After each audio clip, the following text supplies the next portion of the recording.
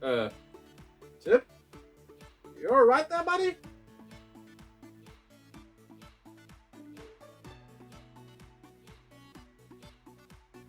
Hello and welcome, my circly fit leaves. With, at the time of recording this, I have played Ring Fit Adventure for 780 consecutive days and no plan to stop my streak. You could say I kinda like this game.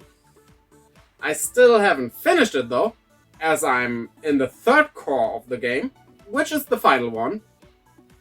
And with level 550, I'm getting kind of close to the max level of 999. But enough flexing now. This is about what I would like to see in a sequel. So, let us start. First off, the name. I think calling it Ring Fit Adventure 2 would be just fine, but I do like subtitles like the Dragon Quest series does them. So, I have something in mind for this as well. Ring Fit Adventure Shaping Showdown. This first video here is only about the gameplay stuff, as that turned out to be pretty long. The story will be in the video next week, so be sure to like and subscribe, and don't forget the little bell to keep updated when that video releases. You might also find that on my Twitter, I will post it there as well, and Instagram. So, keep checking those links in the description. First off, I plan to make it kinda open world. You still have to follow a path and need to finish a level before you can go past it. But gone are the chapters, and instead you have one big map. After the tutorial level, you have 4 paths which you can take, each leading to a different region of the map. And each region has a different specialization. In the northern lands, called the Frozen Fields, you mainly find blue enemies, and it's all about the blue skills that use your legs. Of course, those aren't the only ones you need, but they are the main ones in that region of the map. And that goes for every of the 4 regions. This region obviously leads you through frozen fields and mountaintops, all covered in snow and ice. You will find 2 abilities here. The double jump, which you know from the first one, and a new skill, railing, which lets you create rails as specific points in the levels that you can glide on. You do that by bending left and right to keep your balance on them. I think that will be pretty interesting and also a pretty good training as well. In the east, you find the grassy Greenlands, which is full of forests and meadows. Obviously, the main thing here are green enemies and green skills. You run through wide meadows and thick forests here. And you find 2 skills as well. The ability to swing at specific points by creating a vine, which you do by putting your ring-con over your head, pressing it together whenever you're at the highest point to get more momentum. If you have enough momentum, the character lets loose and you got over, well, whatever obstacle there was. And the second one is climbing, which you already know. It wasn't technically an ability in the first game, but it will be in this one. Now, in the south, you have a lot of islands with even some volcanoes in it. It is called the Igniting Islands. While you run through this tropical location, you mainly encounter the red stuff, which is corresponding to your arms.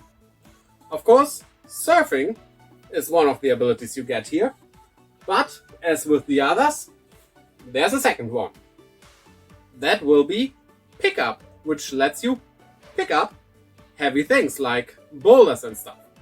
You point the ring-con at them, press it together, and put it over your head to pick it up. Then you run. The sound will be awful if I talk while running, so don't mind me. And when it's at the right place, you can just put it down there and then jump on top of it to create some kind of stair or something like that. I think in level design that will be very interesting. Lastly, we have the prodigious peaks. These are tall mountains with a bit of steps around them as well. This will have the yellow stuff, obviously the only color left, corresponding to your belly. The first ability you get here is Crushing Rocks, which you know from the first game. The second one is Drill, with which you can get through some walls. You do that by, when the screen tells you, pressing together the Joy-Con and turning it into the direction the screen tells you. Now, there will be one more area, but we will go over that in the story part for, well, story reasons. Not only the map will feature different paths though, the levels themselves will as well. And it's not like in the previous one where one path is kind of the wrong path and the other has that big coin. No, those are just divergent paths leading to different parts of the level where you can find different things, but you could not say that one is more useful than the other. You can mainly choose between 2 or 3 parts of that level by, while running, turning the Joy-Con left or right. And again, I did not do the directions right. What is wrong with me? And then your character runs in that specific direction. Sometimes there might be more paths with, well, the pickup ability and stuff like that, but that is something you would have to design, and, well, this is just a video, I'm not making the game, so imagine it, if you will. Also, the skills you learn, like surfing, aren't only used in the area where you learn it. Like, you learn surfing in the Igniting Islands, but you might need to use surfing as well on the frozen fields. So each level has some kind of replayability to it, which I think is good. The XP medals work differently as well. They're more like the big coins in the Mario series, where when you collect one, you have collected that one and that stays with you, and the screen shows you how many you collected. And there will be 8 in total for each level, but you have to take different routes to get each of those. And they will, of course, again, give you bonus XP. Just once while collecting them, and a huge boost when you get all 8 in a level. Now, one of the things I would really love, catching the monsters. You get that skill in the tutorial, as it is one of the main things you fight with. Now, how to catch monsters though? It is actually called re-egging. You initiate the skill, then you have to suck in the monster by pulling the ring con. When it's caught in there, you have to turn it and press it down to put the monster back into an egg. Then you have to hatch the egg back in a village. They have a shrine for that. A monster always starts resetted to its base form and stats. And each monster in this game can evolve into 4 stages in total. So what do the monsters even do? Well, they're not fighting with you directly, but they do have abilities that help you. Like, they can raise the power of their own color. So you have a blue monster that has the skill that does that. Your blue exercises will be stronger against the enemies you fight. You can, by the way, have 5 monsters in total. 1 for each color, and of course, the black ones. Each monster starts with 1 skill of a specific set that monster species can have, and gets 1 additional skill with each evolution. So you might want to have a specific skill set of 4 skills in total those monsters can have. But for that you might need doubles of a monster to get the right skills. that's just how monster taming games work, right? So yeah, there's that as well. But how can the golden monsters and the silver ones fit into the system? I'd say they all have a color as well.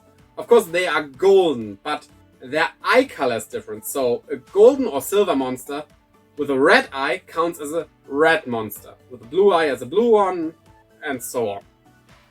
They do have specific skills that raise your XP for the silver monsters and the money you get for the golden monsters. Now, when it comes to the XP, it's like that.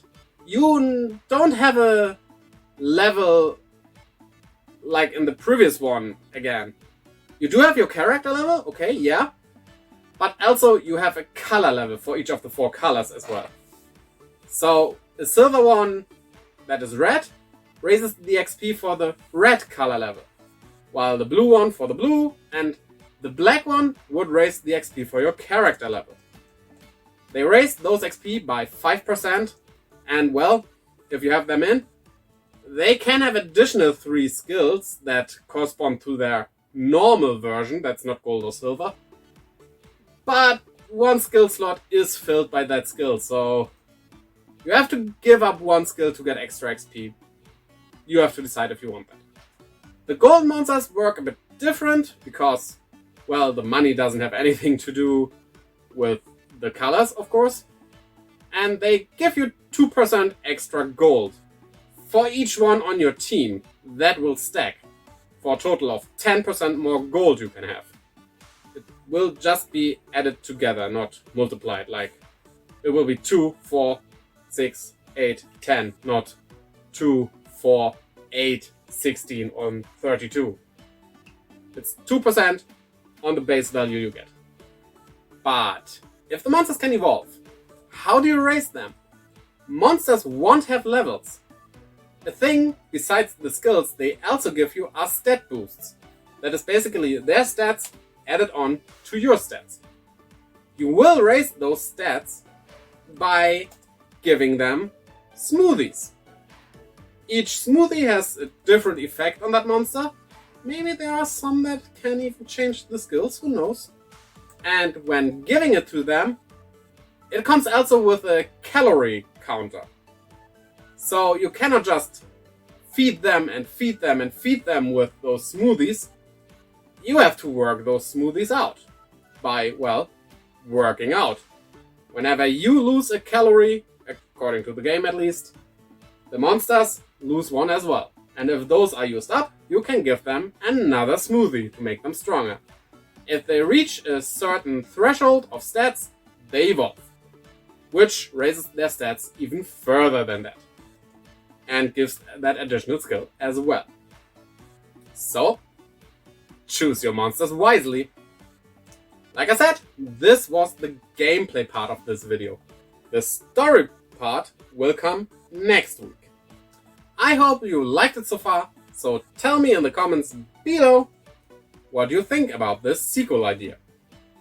And don't forget to shoot your Rincon on the like button if you liked this video, and jog all over that subscribe button and the little bell. Also, like I said in the beginning, check out the links in the description below leading to my Twitter and Instagram where I post stuff, and also to my Twitch where I stream every Friday, Saturday and Sunday at 6 p.m. European time. I hope you join me there as well. So, until next time, keep on training and bye-bye!